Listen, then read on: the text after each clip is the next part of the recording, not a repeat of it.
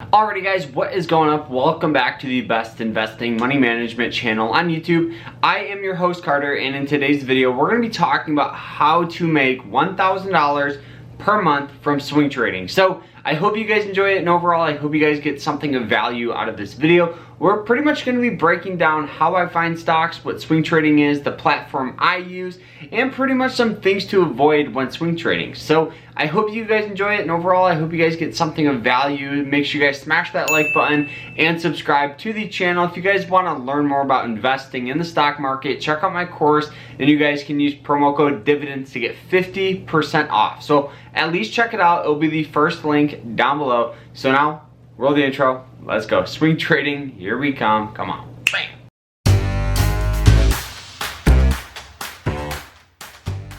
Alrighty guys, so what is swing trading? Now, at the end of the day, swing trading is pretty much just a trading style that is a little different than day trading and long-term investing. It's kind of like this middle ground, because day trading is when you buy and sell a stock within the same day. Swing trading, on the other hand, is when you buy a stock, hold it more than a day, but less than a year. When you hold a stock more than 1 year, you get into a different strategy, and it's, in my opinion, a long-term investment. It's a different tax bracket, and I just think the average swing trade that I hold is right around 14 days or about 2 weeks, right?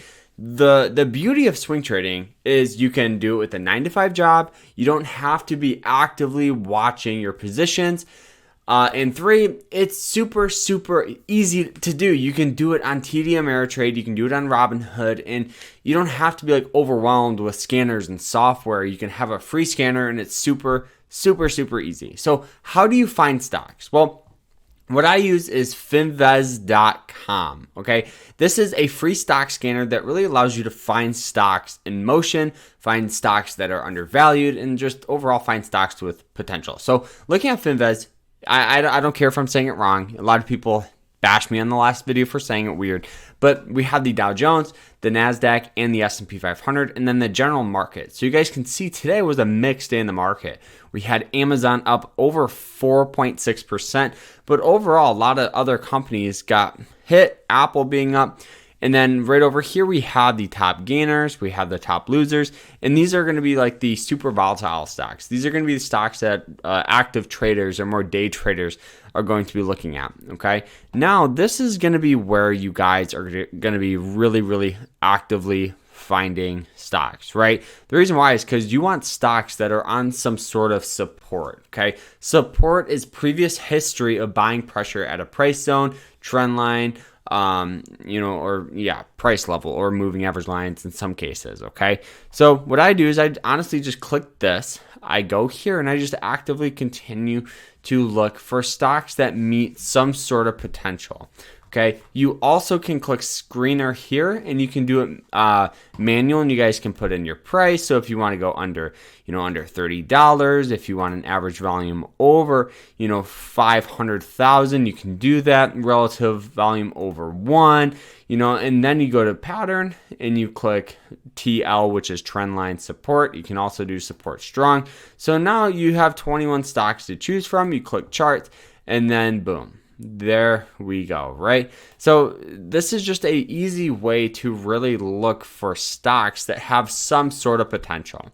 Okay, what stocks am I looking at, and how do I kind of analyze a stock? Okay, so we're on TD Ameritrade. In my opinion, TD Ameritrade is probably the best platform for beginners to honestly learn to swing trade. Okay, the reason why is because they have a free trading service.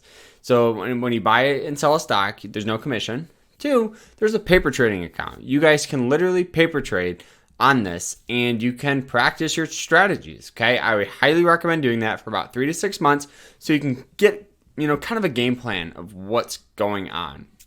All right, so how did I find stocks, and how do I find stocks? Okay, the very first stock right now that I'm currently swing trading is Apple. You guys can see it may look like this thing just absolutely exploded in the past couple of weeks, but what I noticed was this. Okay, every time that this came down to about $122, we had a lot of buying pressure. Okay, so I saw it sold off, and we had buying pressure there once, sold off, buying pressure there twice, sold off, buying pressure there again, and I got in around $125, and I'm currently holding for a break of this. This is 145. Right now we're at 142, so pretty soon I'll actually start selling off a little bit of my swing trading shares because I do hold Apple, obviously, for a long-term investment.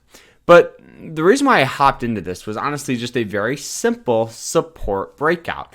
Okay, we had recent buying pressure at that 122, hopped into it. It wasn't undervalued, or it wasn't overvalued. Excuse me.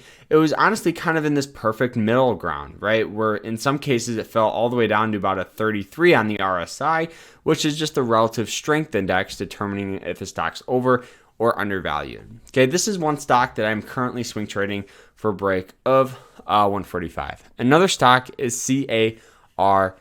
This is cars.com. Okay, this is going to be a position that I'm going to be hopping in. The reason why is because we have this, and let me draw this out to make it a little easier for you guys to understand. Okay, so every time that we have buying pressure on this, or every time we have, sell off to this trend line, we get buying pressure, right? So we had it once. You see this wick here? That means there's a lot of buying pressure. That's where a lot of buyers bought it up. Came in contact again, buying pressure, came in contact again, buying pressure. And you guys see that wick right in there? That means there's buying pressure entering. What I'm going to do is I'm going to honestly set my stop below the 200 moving average line. So I'm pretty much going to be risking $1, okay? Because I'm going to set it at about 243 right now. With it being 343, I have $1 wiggle room.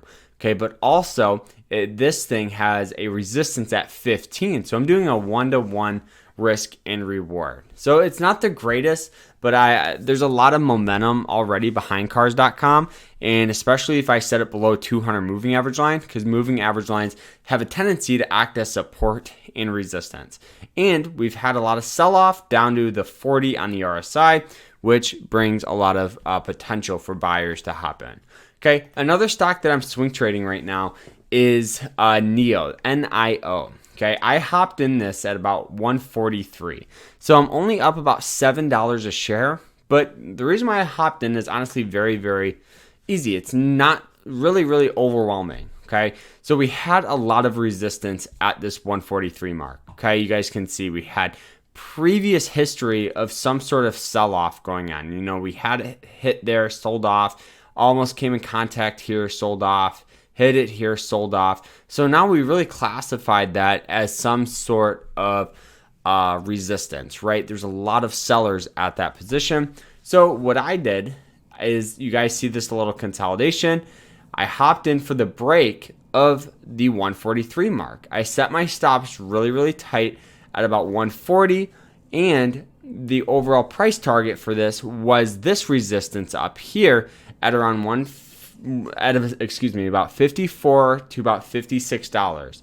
And given that it sold off, I did miss the opportunity to sell. But I think with these moving average lines coming in contact with it, I think we'll start seeing a little more buying pressure. But I might start kind of scaling out of this position because, you know, that is still a resistance line and it really classified it there. So I'd rather have some sort of profit than none. Okay, so swing trading is all about, you know, making a strategy as easy as possible. For me, it's just looking at basic support, basic resistance, and using the RSI indicator to make sure it's not too overvalued. Okay, because you never want to buy really when a stock is at an 80 or a 70 on the RSI. You always want it to be something under really 40 or 50, just because you will have a lot more buying pressure enter.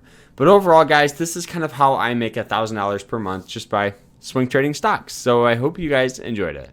So that is it though. I hope you guys enjoyed the episode, and if you did, hit that like button and subscribe to the channel. If you guys have any questions, concerns, ask them down in the comments. Don't forget to check out my course, and you guys can sign up with M1 Finance to get $10 to invest in any stock. I'll put a link to that down below. We'll see you later. Take care.